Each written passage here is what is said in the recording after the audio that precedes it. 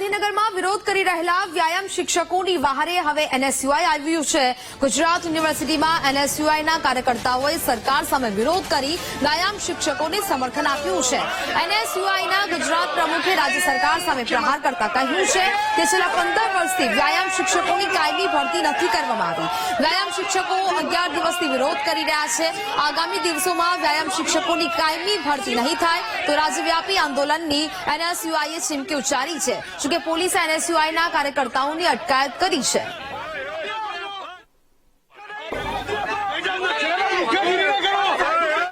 છેલ્લા 15 વર્ષથી ગુજરાતમાં વ્યાયામ શિક્ષકોની કાયમી ભરતી કરવામાં નથી આવી, ત્યારે આ ઉમેદવારો છે કે છેલ્લા 11 દિવસથી ગાંધીનગરમાં સત્યાગ્રહ છાવણી ઉપર જે ગાંધી સિંધિયા માર્ગે આંદોલન કરે છે। લોકશાહીમાં આંદોલન કરવા, ગાંધી સિંધિયા માર્ગે આંદોલન કરવાનો બધાયનો રાઈટ છે, છતાં ક્યાંક ને ક્યાંક ભારતીય જનતા પાર્ટીની સરકાર તે ઉમેદવારો ઉપર ક્યાંક દમન કરી રહી હોય એવું અમને લાગી રહ્યું છે। એમાંય ખાસ કરીને જે મહિલાઓ છે, મહિલાએ જે વર્તન પોલીસ દ્વારા કરવામાં આવી રહ્યું છે તે ગેરવ્યાજબી છે।